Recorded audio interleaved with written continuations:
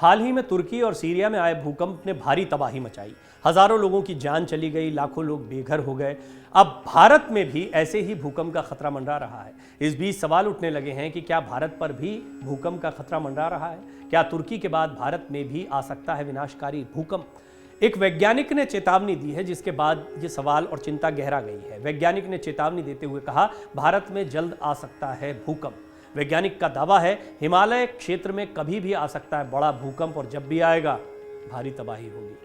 दरअसल national geophysical research institute के वैज्ञानिक ने यह दावा किया है कि हिमालय क्षेत्र में जल्द ही बड़ा भूकंप आ सकता है। उन्होंने कहा है कि भूकंप की तीव्रता काफी हो सकती है, जो क्षेत्र में भारी तबाही ला सकता है।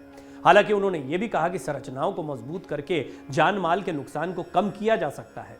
हैदराबाद स्थित एनजीआरआई के मुख्य वैज्ञानिक डॉक्टर पूर्णचंद्र राव का कहना है कि धरती की परत कई प्लेट से मिलकर बनी है और इन प्लेट्स में लगातार विचलन होता रहता है। भारतीय प्लेट्स हर साल 5 सेंटीमीटर तक खिसक गई है और इसकी वजह से हिमालय क्षेत्र में काफी तनाव बढ़ गया है। इसी के चलते हिमालय क्षेत्र में भारी भूकंप आने की आशंका है। डॉक्टर पूर्णचंद्र राव ने कहा कि हिमाचल प्रदेश, नेपाल के पश्चिमी हिस्से और उत्तराखंड में भूकंप आ सकता है। डॉक्टर राव ने कहा कि रिक्टर स्केल पर इस भूकंप की तीव्रता 8 हो सकती है, वही जैसा तुर्की में आया। और 8 रिक्टर स्केल पर भूकंप, ये बहुत भयानक भूकंप होता है। पूरा आसपास का क्षेत्र ही नहीं, दूर दूर तक इसको महसूस किया जाता है।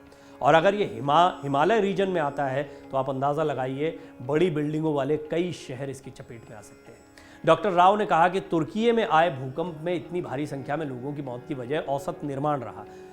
ये हमने भी आपको पहले बताया कई रिपोर्ट्स में कि सिर्फ भूकंप से लोग नहीं मरते हैं, जो ऊंची ऊंची बिल्डिंगें बन गई हैं और ताक पर रख दिया गया इमारतों के निर्माण के लिए जो मानक तैयार किए गए थे, उनको भूकंप रोधी मानकों को किनारे रखा गया। और भारत में भी ऐसा निर्माण हो रहा है, इस बात से इनकार नहीं किया जा सकता है। वैज्ञानिक ये भी कह रहे हैं कि हम भूकंपों को नहीं रोक सकते, लेकिन सरकार की गाइडलाइन का पालन करके मजबूत इमारतों का निर्माण तो किया ही जाना चाहिए। तुर्की और सीरिया में भूकंप के बाद फ्रैंक नाम के एक शोधकर्ता ने भी भारत में भूकंप की भविष्यवाणी की थी।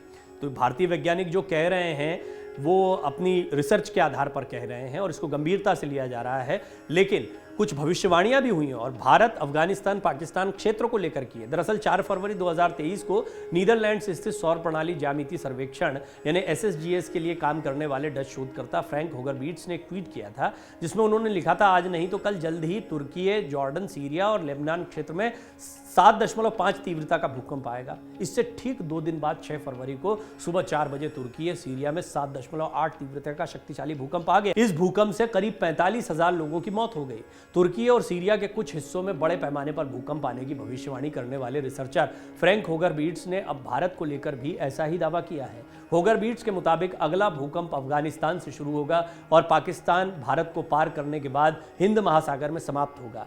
एक वीडियो में फ्रैंक कहते हैं, आने वाले कुछ दिनों में एशिया के अलग अलग भागों में जमीन के भीतर हलचल की संभावना है। यह हलचल पाकिस्तान और अफगानिस्तान से होते हुए हिंद महासागर के पश्चिमी तरफ हो सकती है। भारत इनके बीच में होगा। वहीं चीन में भी आने वाले कुछ दिनों में भूकंप आ सकता है। हालांकि अपनी भविष्यवाणी में फ्रैंक ने ना तो भूकंप की तीव्रता बताई और ना ही तारीख, लेकिन जो भारतीय वैज्ञानिक हैं वो बाकायदा बता रहे हैं कि 8 रिक्टर स्केल पर 8 तीव्रता का भूकंप आ सकता है। 7.8 तीव्रता के भूकंप से क्या हुआ तुर्की में, सीरिया में, ये आपने देखा है। 8 तीव्रता का भूकंप अगर हिमालय रीजन में आता है तो भारत के कई बड़े शहर इसकी जद में आ सकते हैं। भूकंप को लेकर वैसे भी बेहद संवेदनशील रहा है हिमालय का क्षेत्र।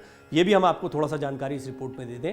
हिमालय क्षेत्र भूकंप को लेकर संवेदनशील है। हाल के दिनों में इस इलाके में कई छोटे छोटे भूकंप आते भी रहे हैं। ये संकेत दे रहे हैं कि इस इलाके में जमीन के भीतर कई ऐसी चीजें हो रही हैं जो भविष्य में किसी बड़े भूकंप का कारण बन सकती हैं। Wadia institute of Himalayan geology के प्रमुख वैज्ञानिक अजय पॉल ने बताया कि भारतीय और यूरेशियन प्लेट्स के टकराने से हिमालय क्षेत्र अस्तित्व में आया। उनका कहना है कि यूरेशियन प्लेट के भारतीय प्लेट पर पड़ रहे दबाव से भारी ऊर्जा इस इलाके में पैदा होती है और वही ऊर्जा भूकंप के जरिए जमीन से निकलती है। बीते 150 सालों में हिमालय क्षेत्र में 4 बड़े भूकंप भी आ चुके हैं। ऐसा नहीं है कि ये पहली बार होगा, पहले भी आए।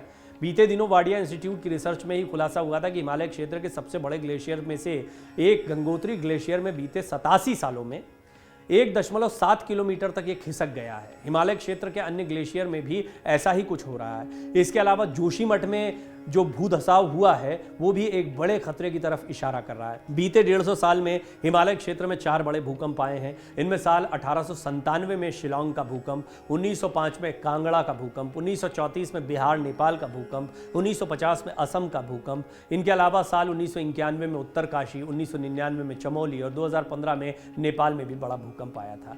तो नेपाल वाला भूकंप आपको याद होगा, आप में से बहुत लोगों को, क्योंकि 2015 की बात है। लेकिन कई सारे भूकंप हैं जो बहुत पुरानी बातें हो गई इस रीजन के।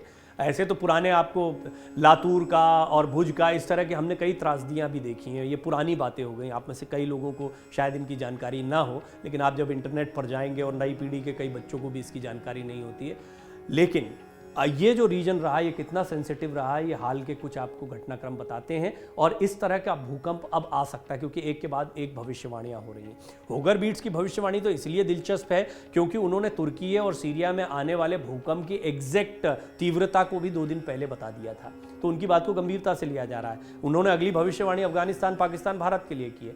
भारत के दो बड़े इंस्टीट्यूट्स के वैज्ञानिक इस बात का दावा कर रहे हैं कि हिमालयन रीजन जो है वो खतरे के क्षेत्र से बाहर नहीं है, और 8 तीव्रता का रिक्टर स्केल पर यहां भूकंप आ सकता है, जो बड़ी तबाही लेकर आ सकता है, ठीक वैसी ही जैसी तुर्की और सीरिया में हुई। डाउनलोड करें अमर उजाला ऐप और पाएं खबरें लगातार। अगर आप ये वीडियो YouTube पर देख रहे हैं तो हमारे चैनल को सब्सक्राइब करें और बेल आइकन को दबाना ना भूलें। अगर आप Facebook पर ये वीडियो देख रहे हैं तो हमारे पेज को लाइक करें।